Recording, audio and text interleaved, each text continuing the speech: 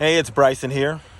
I am out in nature, just enjoying myself next to this little creek here.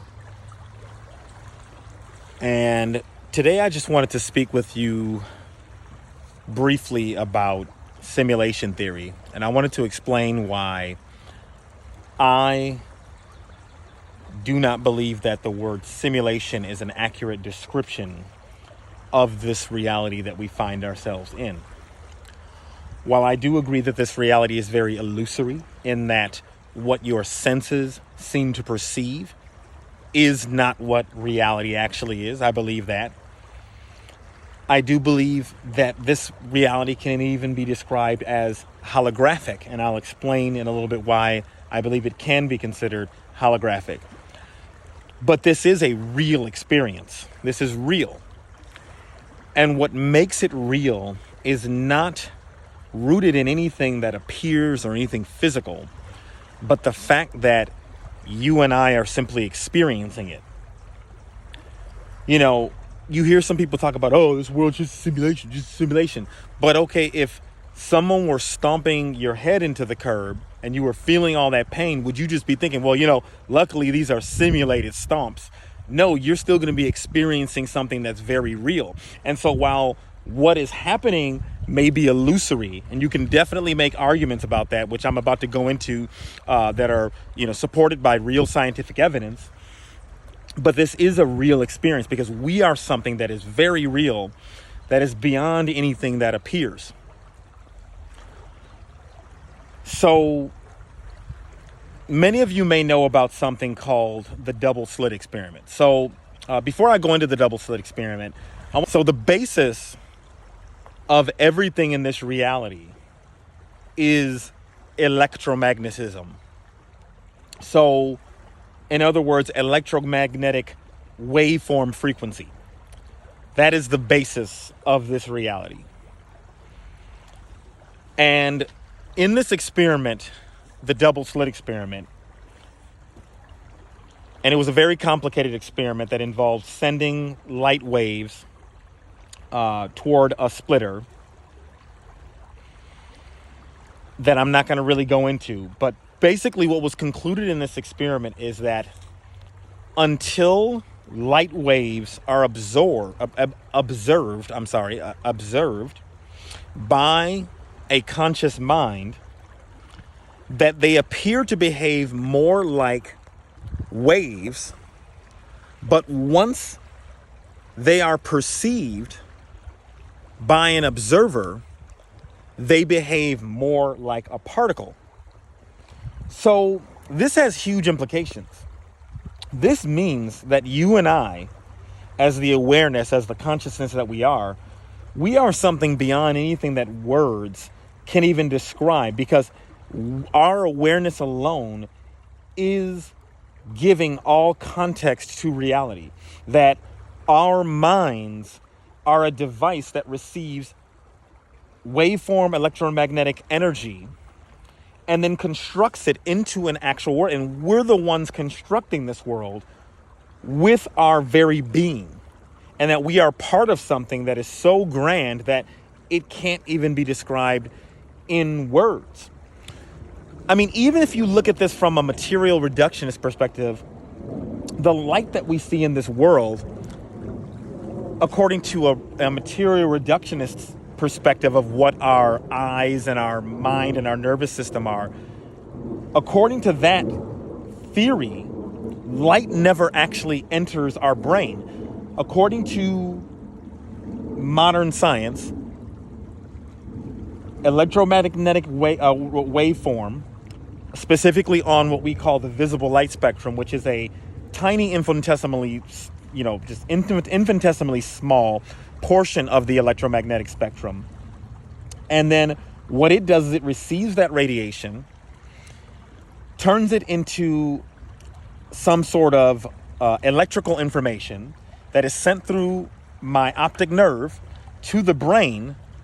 My brain then reconstructs that electrical information into what appears as a physical living world. So It's not some simulation that we're just in. We are like it. We are part of this thing. And it is us. And while the world is illusory and the world is holographic, it is real because we are real. And the best way I can describe it is look at it like a dream.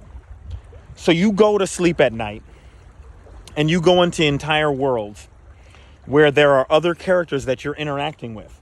But then when you wake up to this world, you realize that every character in that dream was actually you, projected outward. So what makes you think that this world can't be the same thing? So you see, everything you see around you is you projected outward, because you are an integral part of all of this, of the flow that just goes.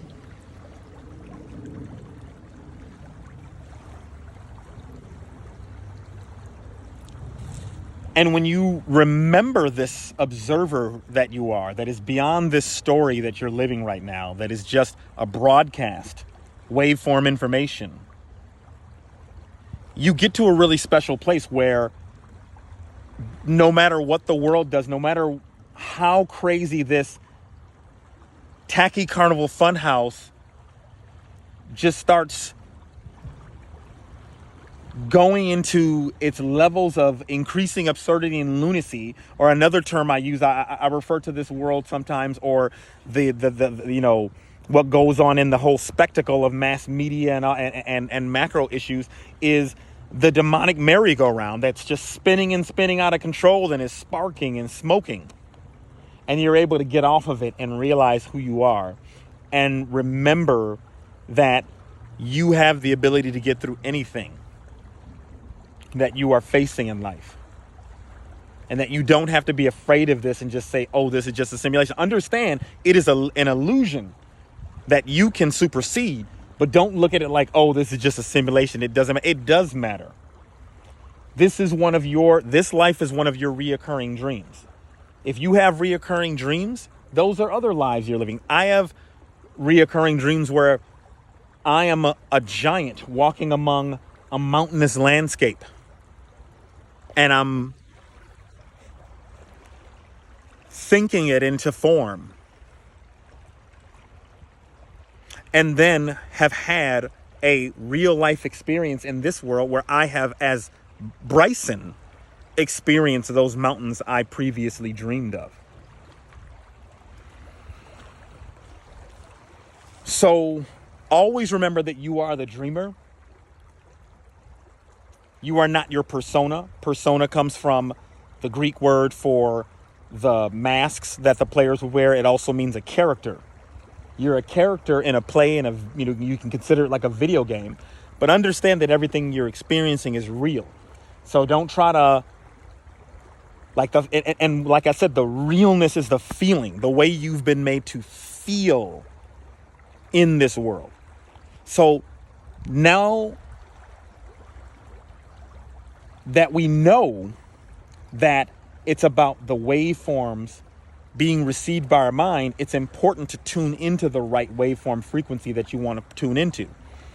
This is why I tell people, please stop watching the news.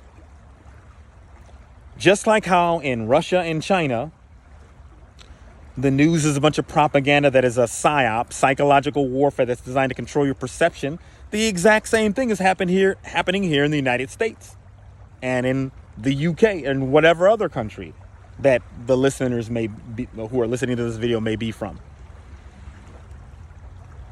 So don't get caught up in those broadcasts, because then spells get cast on your mind. They call it a broadcast for a reason, and we spell words. So when you listen to propaganda, it is literally a form of witchcraft, because it is casting a spell through hypnosis on your mind so that you are controlled through fear in a way that will make you turn into essentially an automaton that will continue the sort of behaviors, particularly voting behaviors, that keep a completely rotten, corrupt system in place.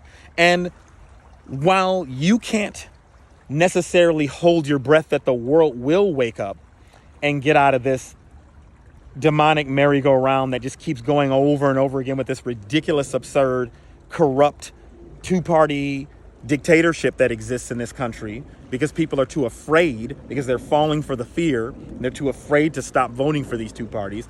Even if the world doesn't stop that, you can control your experience in this world, and it can be a really peaceful and wonderful and adventurous place.